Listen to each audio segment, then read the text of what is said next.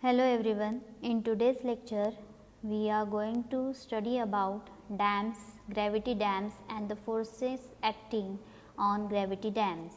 First we will see the definition of dams. A solid barrier constructed at a suitable location across a river valley to store the flowing water is called as dams. So, any solid barrier for storing the flowing water, it is constructed across a river. That structure is known as dams. The selection criteria for site of dam is given below, that what type of criteria is needed for the construction of dams. First, good foundation should be available. It should be located in a narrow valley. It should have sufficient space for spillway, and it should have impervious bed and site so as to reduce the erosion. It should fulfill the purpose, that is irrigation, drinking, etc., and material should be easily available nearby site. So, first of all, it is very necessary to have the good foundation. Then also it should be located in a narrow valley, and the most important point, that it should fulfill the purpose. We are constructing this type of structure for storage of the flowing water, so it should fulfill the purpose of irrigation and drinking, and whatever material we are using for the construction should be available nearby sites. It should have less submergence area, that is not more than 10% area should not have submergence.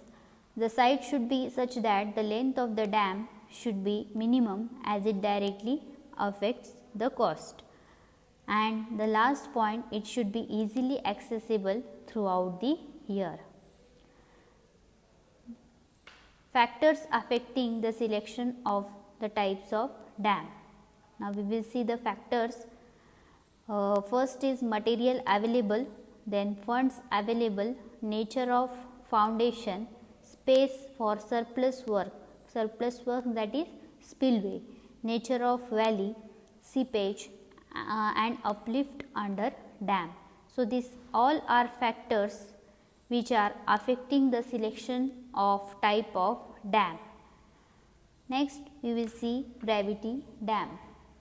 Gravity dam is a solid structure. It is made up of masonry or concrete, and these are constructed across river to create reservoir on its upstream side. So, these gravity dams are strong and durable. The deadweight of dam is distributed such that the whole section withstand pressure of water on upstream side. These are at the right angle to the flow of water. These dams are constructed at the right angle to the flow of water.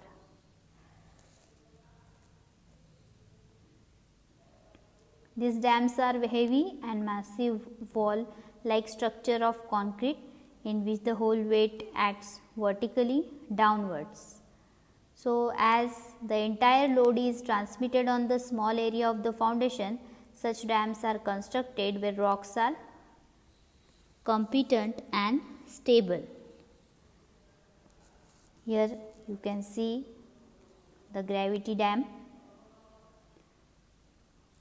and now we will see there are forces which are acting on the gravity dam. So, following are the forces which are acting on gravity dam. First is water pressure on upstream side, water pressure on downstream side. Third one is weight of dam, and fourth is uplift silt pressure. Fifth one is seismic forces. Sixth is uplift forces. 7 ice pressure. 8 is wind pressure. This image, this diagram shows us the forces acting on the gravity dam. First one, water pressure on the upstream side. So, water pressure is the major external force which is acting on the dam, and this is overtuning force.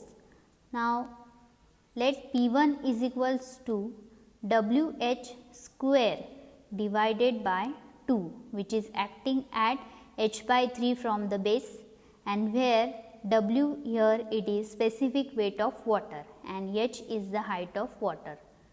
P2 is the weight of which water on upstream slope acting downward through center of gravity, and this is retaining force. Next, second we will see about water pressure on downstream side. So, weight of water on downstream wedge acting at center of gravity downward, this is the retaining force, and it is given by P3, and P3 is equals to WHD square divided by 2, where HD is the depth of water on downstream side. Third one is the weight of dam. This is the stabilizing force, where W is equals to area of cross section into unit weight of dam material acting at CG of the dam section downward. And the fourth one is upstream silt pressure. Silt pressure is given by WB HS square divided by 2 into in bracket 1 minus sin phi divided by 1 plus sin phi, which is acting horizontally at HS by 3 from the base, where WB is the weight of the submerged silt and phi is the angle of internal friction of the silt. HS is the depth of silt. Fifth is seismic force.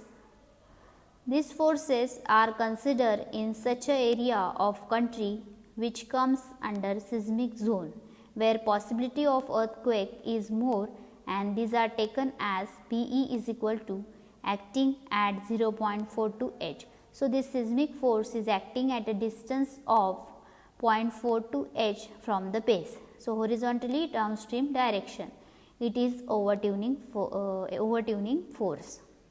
So, this PE seismic forces is acting at 0.42 H. Previously, we saw that silt pressure, that is acting horizontally at HS by 3 from the base, that is 1/3 from the base, and where HS is your depth of silt. Similarly, we saw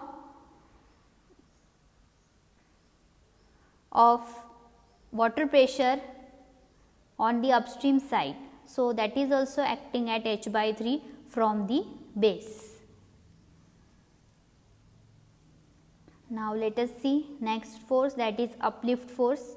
So, it is the pressure due to the seepage of water through the foundation.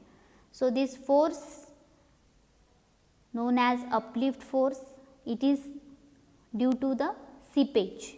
So, whatever pressure is there due to seepage of water through the foundation, it gives uplift force. It acts upward on the foundation of the dam and reduces the effective weight. Uplift force, it is U, it is given by KWB in bracket H plus HD divided by 2, where K in this equation is permeability of the foundation. So, value for K, 0 is for hard impervious rock and 0.2 to 0.6 is for other rocks. Next is ice pressure. So, in extreme cold climate, the top surface of the reservoir freezes into ice, and due to the variation in temperature, such ice expands during the daytime and exerts pressure on the dam. The forces acts along the length of the dam at reservoir level, and the magnitude of these forces varies from 25 to 150 ton per meter square. Last one is wind pressure. So, wind is acting on all the exposed faces of the dam, and this pressure is